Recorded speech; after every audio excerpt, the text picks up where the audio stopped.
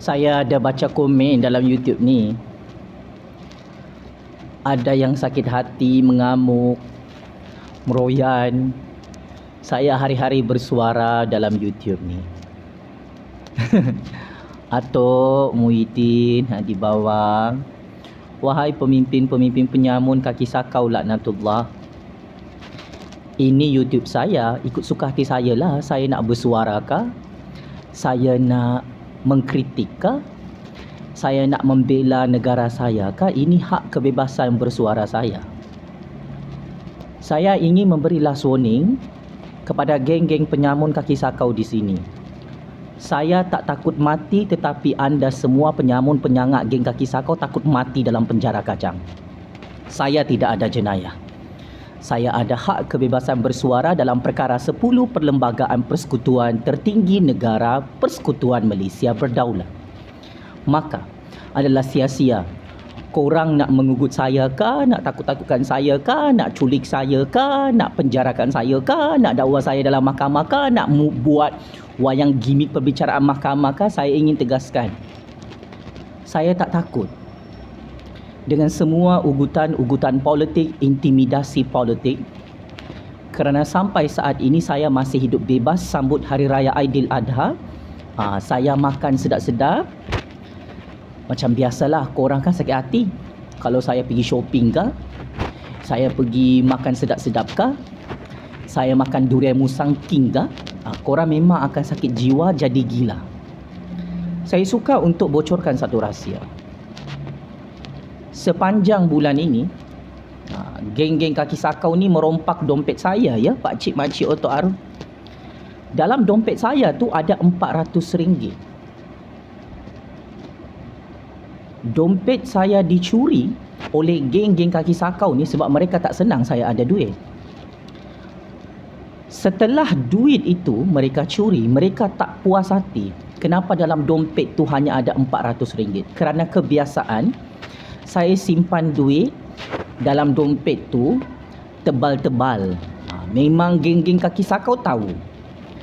Tetapi pada hari kejadian, dompet saya dicuri oleh geng-geng atok ni, geng-geng kaki sakau penyamun laknatullah ni. Mereka terus kontak saya. Jufazli, kamu orang baik. Kami akan kembalikan dompet ini. Tetapi kamu kena tambah duit ini. Terus saya pergi bank, saya blok saya punya kad bank. Yalah, atok mana senang tidur, tak tenang hidupnya kalau dia tahu duit dalam kad bank saya tu hatta RM50 pun. Memang atok tak tenang hidupnya, huru hara, tunggang langgang, tunggang terbalik dengan konco-konco penyamunnya. Kenapa saya ni sangat ditakuti oleh atok? Kenapa atok tak senang kalau saya bersuara hari-hari? Atok malu, hancur kerana mulut berbisa Jufazli Syamat, kantoi merompak. Hatta selipar saya, harta benda saya semua dia rompak. Tak apalah. Dah korang penyamun trilion apa-apa barang yang saya pakai semua korang nak sapu, nak sakau. Apa-apa duit saya korang nak curi. Itulah modus operandi korang selama saya menang dalam percaturan kuasa ini.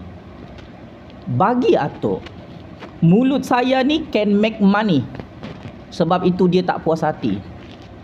Dia nak kambing hitamkan saya dalam mahkamah. Dia reka-reka kesalahan jenayah saya yang tak wujud. Ini adalah modus operandi mereka dalam Malaysia. Saya ingin ingatkan, dari tahun 2016 sampai 2023, saya tak pernah kalah dalam Mahkamah Malaysia. Untuk tahun ini, Atok, Muhyiddin, Hadi Bawang, Parti Perikatan yang sakit hati tak disokong oleh Jufazli Syamat dalam percaturan kuasa ini, kau belilah siapa-siapa pun dalam mahkamah tu.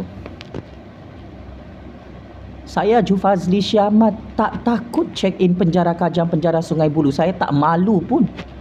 Kau nak kambing hitamkan kasih masuk dalam penjara. Sebab itu memang tempat yang saya nanti-nantikan untuk saya berehat, tidur, makan dan minum. Kalau dekat luar ni hari-hari cosplay aku, Restoran mana tempat mahal aku makan, tempat mana aku shopping baju mahal, kedai durian mana aku makan, kedai mana aku beli ayam, beli makanan dapur, bank mana aku kasih simpan duit. Itu memang kau akan spy hari-hari. So,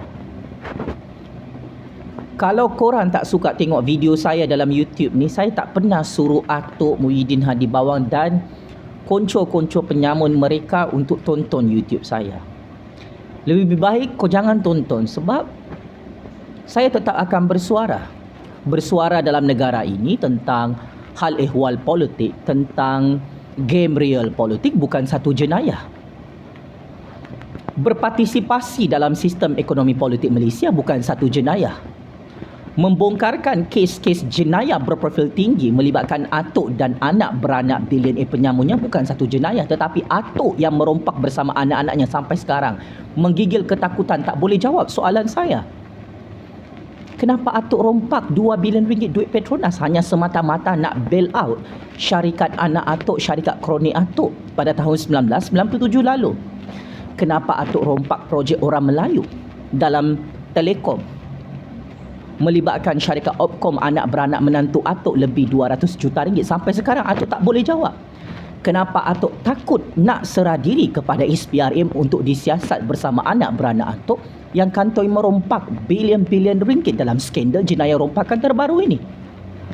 Kenapa atuk tak boleh jawab dalam press conference kemarin? Skandal rompakan saga ini yang tak boleh disembunyikan lagi dalam mahkamah kerana dikantoikan oleh Anwar Ibrahim. Sekarang atuk marah. Saya bersuara, saya menyokong Anwar Ibrahim sebagai Perdana Menteri ke-10. Saya menyokong Kerajaan Agung, Kerajaan Perpaduan UMNO Pakatan Harapan. Hang rasa pelik saya yang mengkritik UMNO BN, saya tiba-tiba menyokong UMNO BN. Kenapa hang sakit hati? Hang tak boleh jadikan saya Trojan horse, dijadikan alat politik? Beginilah atuk, sepandai-pandai hang mencatur politik, saya lagi pandai mencatur politik Malaysia. Sampai hang gagal halang Anwar Ibrahim jadi Perdana Menteri ke-10, sampai hang gagal membuat wayang konspirasi fitnah liwat ke atas saya dan Datuk Seri Anwar Ibrahim. Ini kelemahan hang. Sehebat-hebat hang bersuara dalam Malaysia ni, kalau hang mengkambing hitamkan raja-raja, memfitnah raja-raja, mengkritik raja-raja, hang lah yang boleh bersuara. Bila saya yang kritik atuk, kritik Tun, Tun terus koyak rabak, koyak mental. Beginilah atuk. Kalau atuk tak nak kena bantai, kena hantam, kena kritik oleh Jufazli Syamat, atuk kena cermin diri sendiri. Atuk suka kritik orang lain, maka rakyat yang tahu atuk ni perompak, penyamun-penyangat, memang kena bantailah oleh rakyat generasi baru. Apapun, saya ingin ulang atas nama Allah yang Maha Kuasa di Hari Raya Kurban ini. Siapa mau tangkap saya, siapa mau culik saya, siapa mau penjarakan saya hari ini, silakan. Saya bersedia pagi, petang, malam. Saya dah lama tunggu bilalah nak check in penjara Kajang, penjara Sungai Buloh. Sampai sekarang tak ada kabar berita. So atuk, checkmate dan masuk perangkap 100 kali. Jufazli Syamat tak takut mati, tak takut ditangkap, tak takut masuk penjara. Kerana saya tetap akan bersuara sebagai kingmaker baru politik Malaysia yang sangat ditakuti oleh atuk, oleh Muhyiddin, oleh Hadi Bawang, oleh Parti Perikatan yang hancur berkecai PRU15. Tunggang terbalik, sakit kepala, tak tahu macam mana nak gulingkan kerajaan Anwar, Kerajaan Agung yang dah tak dapat digulingkan hari ini di Putrajaya. Sekian.